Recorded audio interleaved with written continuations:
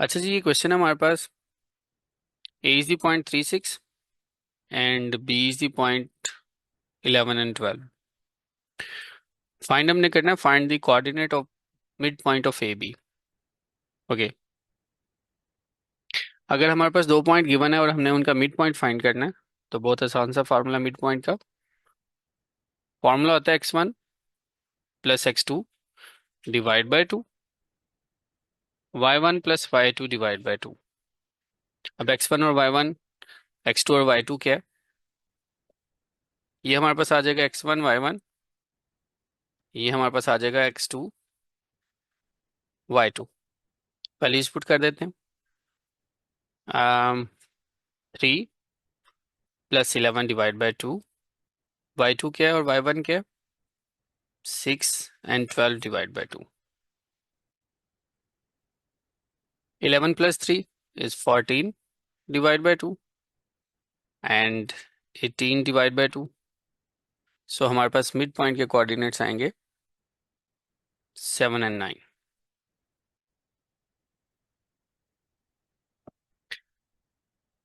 कोई भी दो पॉइंट्स गिवन हो, मिड पॉइंट फाइंड करना है, सेम यही फार्मूला इंप्लीमेंट करेंगे। पार्ट बी है। C and D have coordinates 10, 15, -8 and -21. Find the equation of line CD। हमने क्या फाइंड करना है? Equation of line CD। हमारे पास दोनों पॉइंट्स गिवन है, C पॉइंट भी गिवन है और D पॉइंट भी गिवन है, in the form of y is equal to M x plus c. अब equation of line y is equal to M x plus C form में हमने लिखनी है। सबसे पहले हम देखेंगे कि हमारे पास m क्या है। m is basically the slope या फिर ये ग्रेडियंट है। ठीक है, हम इसे स्लोप कह दें या ग्रेडियंट कह दें, हम इसको रिप्रेजेंट करते हैं स्लोप या ग्रेडियंट को m के साथ। तो इसका फॉर्मूला क्या होता है? m का फॉर्मूला हमारे पास होता है y2 minus y1 over x2 minus x1। अब ये जो c है हमारे पास, ये क्या होता है? ये y इंटरसेप्ट होता है। अब ये फाइंड कैसे करते हैं? इनको फाइंड करने के लिए हम सबसे पहले m फाइंड करेंगे। m का फॉर्मूला है y2 minus y1 over x2 minus x1 y2। y2 की वैल्यू हमारे पास, हम सबसे पहले इनको ये कह देते हैं, ये x1 है, y1 x2 y2। तो वैल्यूज पुट करते हैं। -21 -15 ओवर -8 -10। फर्दर सॉल्व करेंगे, ये हमारे पास आ जाएगा 36 over -18। Minus cancel by this minus and answer is 2। Means हमारे पास जो स्लोप है, जो ग्रेडियंट है, वो 2 आ गया। अब ये जो c जो है, ये y इंटरसेप्ट जो है, ये कैसे फाइंड करते हैं? आप सबसे पहले इक्वेशन लिखेंगे y is equal to M x plus c. इस इक्वेशन में आपने m की वैल्यू पुट करनी है और कोई भी एक पॉइंट पुट कर देना है, m की वैल्यू और कोई भी एक पॉइंट। ऊपर दो पॉइंट्स की मैंने 10, 15 या -8 और -21, इन दोनों में से कोई भी पॉइंट पुट कर दे। तो हम कौन सा पॉइंट लेते हैं? हम पॉइंट ले लेते हैं जी 10 एंड 15 ले लेते हैं। तो ये हमारे पास y को रिप्लेस कर देंगे 15 से, m को रिप्लेस कर देंगे जो कि हमारे पास ग्रेडियंट आया, जो स्लोप आया 2, और x आ जाएगा 10 प्लस c। तो हमारे पास c की वैल्यू हमारे पास आ जाएगी 15 -20, c इज इक्वल टू -5। सो हमारे पास वैल्यू c की भी आ गई और हमारे पास m भी आ गया। अब अगर हमारे पास ये दोनों वैल्यूज हैं, m भी है और c की वैल्यू भी हमें पता है, तो हम इक्वेशन ऑफ लाइन में पुट कर देते हैं y is equal to M x plus c. Y as it is, value of m is 2, x -5। ये हमारे पास जी इक्वेशन ऑफ लाइन आ गई, C D. Equation of line हमेशा याद रखना है, y is equal to M x plus c होता है। m हमारे पास स्लोप होता है जिसे हम ग्रेडियंट भी कहते हैं। c हमारे पास y इंटरसेप्ट होता है। m फाइंड करने के लिए हम फार्मूला इंप्लीमेंट कर देते हैं। c हम फाइंड करने के लिए कोई भी एक पॉइंट जो इस x और y को रिप्लेस करता है, और m की जगह पे उसकी वैल्यू लिख देते हैं और c आ जाता है। ठीक है, ये इक्वेशन ऑफ लाइन हमारे पास आ गई। अब ये सेकंड पार्ट है इसका। Does the point -2 -9 lie on the line C D. अब हमसे क्वेश्चन किया जा रहा है कि जो हमने फाइंड की थी equation of C D line y is equal to 2x-5, क्या ये पॉइंट इस लाइन के ऊपर लाई करता है कि नहीं करता। एक रिजल्ट याद रखना है कि जब भी कोई पॉइंट किसी लाइन के ऊपर लाई करता है तो आप उस पॉइंट को उस इक्वेशन में पुट कर दो। जैसे हम यहाँ पे y को रिप्लेस कर देंगे -9 से और x को रिप्लेस कर देंगे -2 से। और अगर आपकी लेफ्ट साइड और राइट साइड दोनों इक्वल आ जाएं तो इसका मतलब वो पॉइंट उसी लाइन के ऊपर लाई करता है। ठीक है, तो हमसे यही कहा जा रहा था कि show your working to justify your answer, does the point -2 and -9 lie on the line C D. तो अब हमारे पास दोनों आंसर्स इक्वल आ गए लेफ्ट और राइट के। इसका मतलब ये पॉइंट जो है ये उसके ऊपर लाई करता है। नीचे आप लिख सकते हैं yes this point lies on the line. Okay, हमारे पास एक और क्वेश्चन है इसी का नेक्स्ट पार्ट है। The line L has equation y 4y is equal to 3x plus 15. Find the coordinate of the point where line L crosses the x-axis. अच्छा, बड़ा interesting सा क्वेश्चन है कि हमारे पास एक लाइन की इक्वेशन उसने खुद दे दी है और हमसे ये कहा जा रहा है जी आपने बताना है कि ये जो लाइन है ये एक्स एक्सिस को किस पॉइंट पे क्रॉस करती है। अगर हम देखें हमारे पास एक्स एक्सिस और वाई एक्सिस को देखें,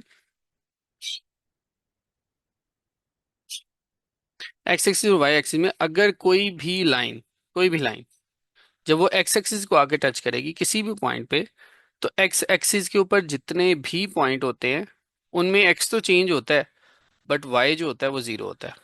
आप एक्स एक्सिस के ऊपर कोई भी पॉइंट ले लें, आओ फॉर एग्जांपल आप 1 0 आ जाएगा, 2 0 आएगा, 3 0 आएगा, 4 0 आएगा, 5 0 आएगा, नेगेटिव -10 0 आएगा। एक्स एक्सिस के ऊपर वाई जो कोऑर्डिनेट है वो हमेशा जीरो होता है। तो जब हमें पता है कि एक्स एक्सिस पे वाई कोऑर्डिनेट जीरो है, इसी कॉन्सेप्ट को यूज करेंगे। हम सबसे पहले इक्वेशन लिखते हैं 4y is equal to 3x+15। हम क्या करेंगे, हमने एक पॉइंट निकालना है एक्स एक्सिस पे, इट्स मींस वहां पे y जो है वो जीरो है। तो आप वहां पर y को जीरो पुट कर दो। आप लिखना चाहो लिख सकते हो at X axis y zero होता है, तो जीरो पुट कर देंगे तो ये आ जाएगा 3x+15। So 3x is equal to -15 and x is equal to -15 divide by 3। So answer is x is equal to -5। Means हमारे पास अगर ये पॉइंट फॉर्म में लिखना है तो x -5 आ जाएगा और y जीरो आएगा, क्योंकि कोई भी लाइन जब x एक्सिस को टच करती है, कट करती है, क्रॉस करती है, तो वहां पे y कोऑर्डिनेट जीरो होता है। और अगर कोई भी लाइन y एक्सिस को टच करती है तो y एक्सिस पे x कोऑर्डिनेट जीरो होता है। Okay, find the coordinate of the point where the line intersect the line y is equal to p। Express each coordinate in term of p। Okay, अब हमारे पास जो line थी जो कि हमारे पास ये गिवन है, हम इसको हाईलाइट कर देते हैं, दिस वन। अब वो कहते हैं ये जो लाइन है ये एक दूसरी लाइन को कट करती है, इंटरसेक्ट करती है एक पॉइंट पे जो कि है p। तो अगर ये दोनों लाइंस एक दूसरे को इंटरसेक्ट करती हैं, अब ये बात याद रखना है, जब भी दो लाइंस एक दूसरे को इंटरसेक्ट करती हैं तो आप उनको साइमल्टेनियसली सॉल्व कर सकते हैं। हमारे पास एक इक्वेशन है y 4y is equal to 3x+15 और दूसरी इक्वेशन है y is equal to p।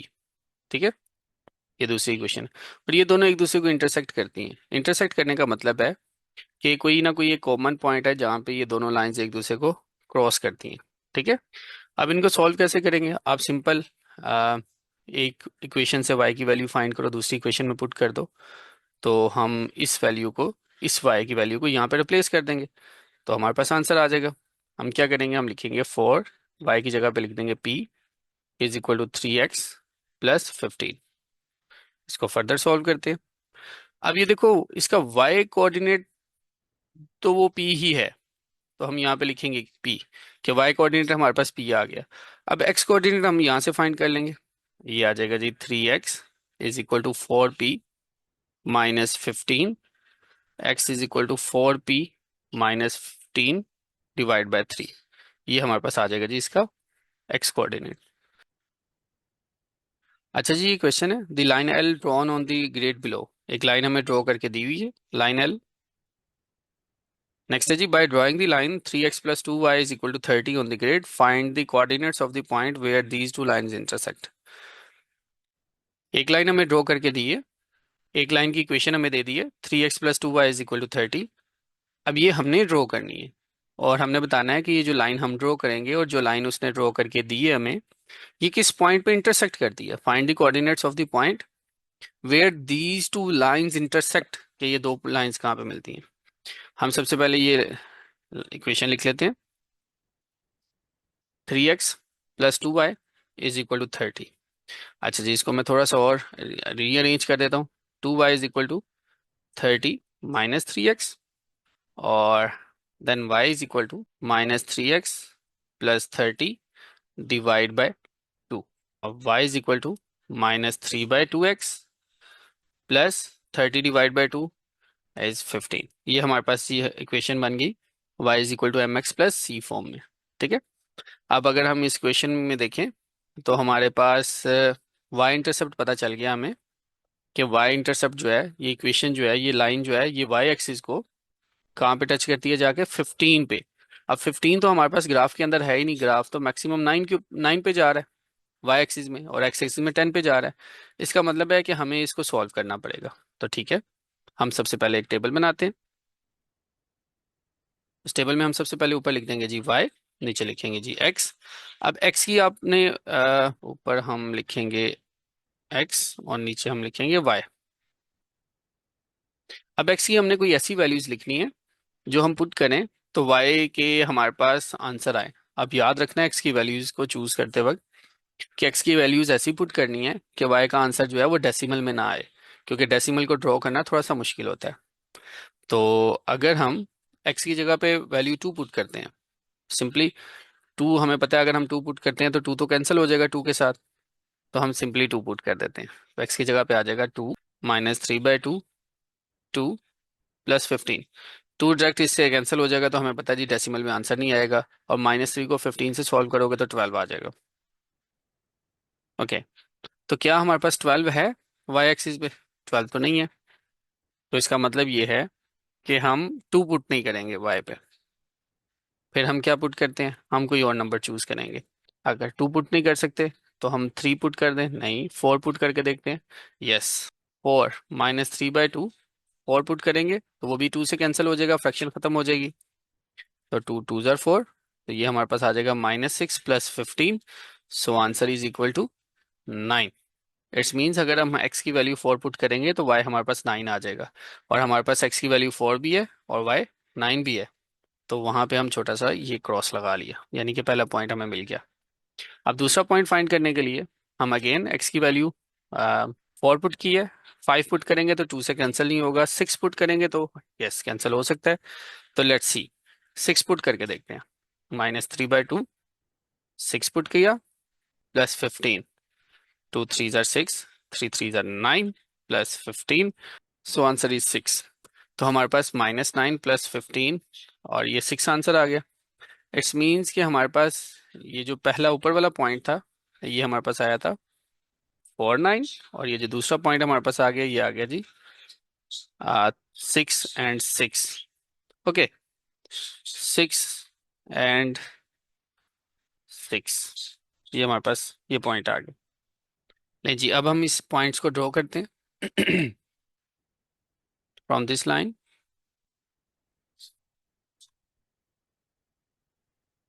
To this line, ये हमने ड्रॉ कर दिया। अब हम देखें जो लाइन हमने ड्रॉ की है और जो लाइन हमें गिवन है, इनमें कॉमन पॉइंट कौन सा है। वो common point, point of intersection हमने बताना है, और वो कॉमन पॉइंट आता है ये वाला, दिस वन। अगर हम देखें तो एक्स एक्सिस में जो एक्स कोऑर्डिनेट इस पॉइंट का आता है वो आता है जी 5, ओके, तो एक्स कोऑर्डिनेट इसका आ जाएगा 5, और वाई कोऑर्डिनेट क्या आएगा? अगर हम वाई कोऑर्डिनेट देखें तो ये 7 और 8 के बिल्कुल मिड में है, तो ये आ जाएगा 7.5। तो ये इसका पॉइंट ऑफ इंटरसेक्शन आ गया 5 और 7। तो ये इसका आंसर है जी।